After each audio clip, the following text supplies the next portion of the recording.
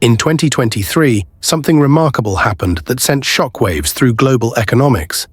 India's population officially surpassed China's, crossing 1.4 billion people.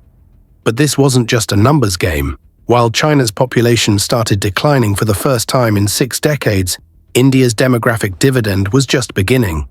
The average age in India is 28 years old. In China, it's 38. This 10-year gap represents the difference between a nation entering its economic prime and one facing the harsh reality of an aging workforce. Walk into any Apple store today and check where your iPhone was made. Chances are it still says assembled in China. But behind the scenes, a massive shift is underway.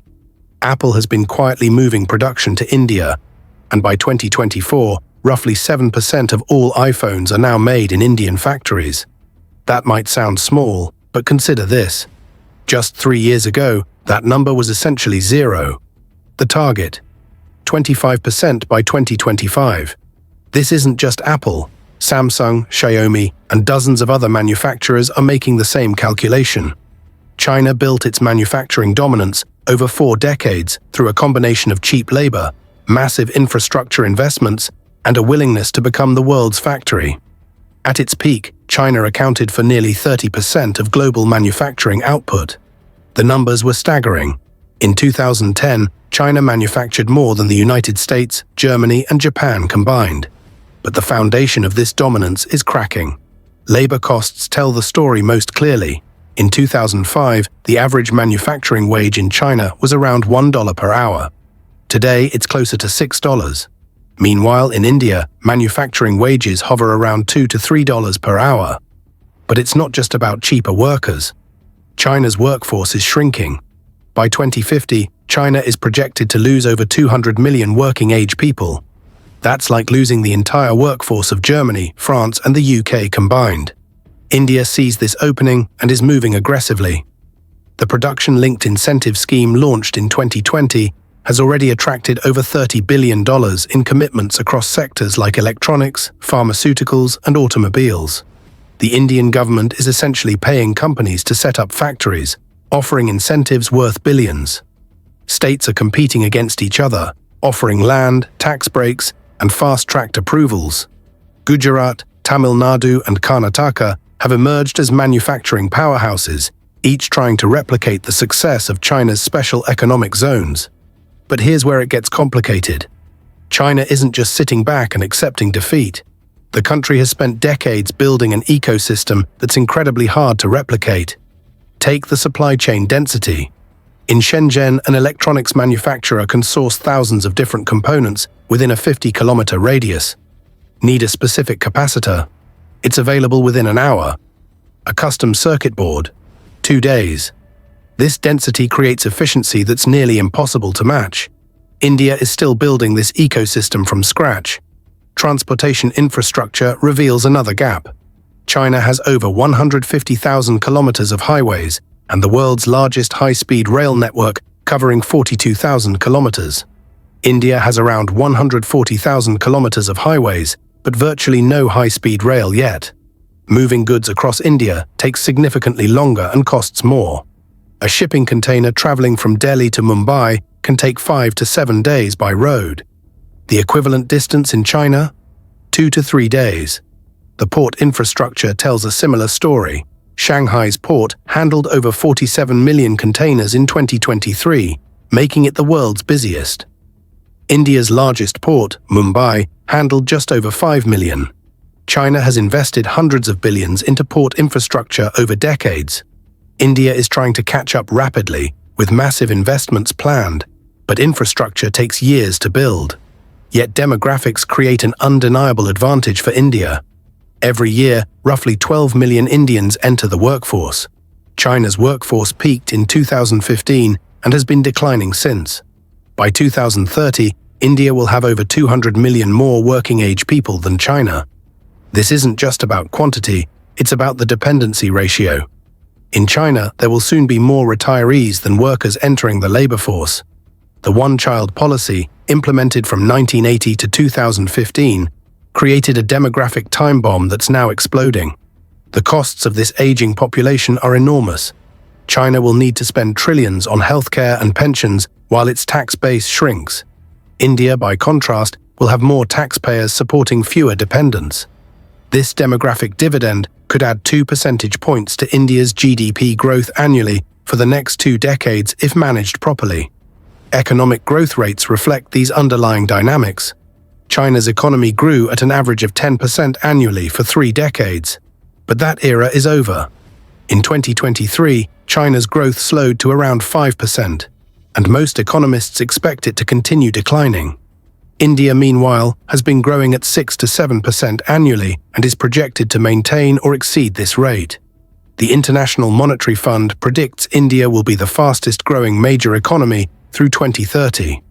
The composition of growth matters too.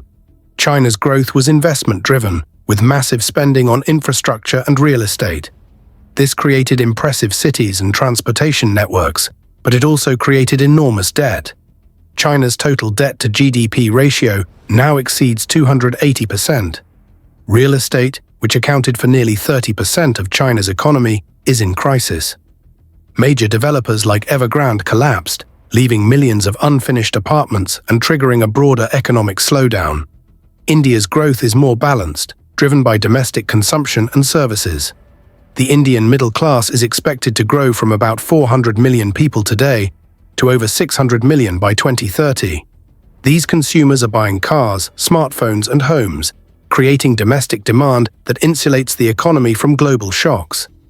India's tech sector alone employs over 5 million people and generates over $200 billion in revenue annually. But India faces serious challenges that could derail its rise. The first is education and skills. While India produces millions of graduates each year, the quality of education varies dramatically. Studies suggest that only about 25% of Indian engineering graduates are employable in technical roles without additional training. China invested heavily in vocational training and education over decades, creating a skilled workforce. India needs to do the same rapidly. Bureaucracy and regulation remain major obstacles. Starting a business in India still involves navigating complex regulations across multiple levels of government. While improvements have been made, the World Bank ranks India 63rd for ease of doing business. China, despite its own bureaucratic challenges, ranks 31st. Foreign investors consistently cite red tape as a major concern in India. Land acquisition is another nightmare. In China, the government can acquire land rapidly for industrial projects. It's authoritarian, but it's efficient for building infrastructure. In India, land acquisition involves negotiations with multiple owners, environmental clearances, and often lengthy court battles. Major projects get delayed by years.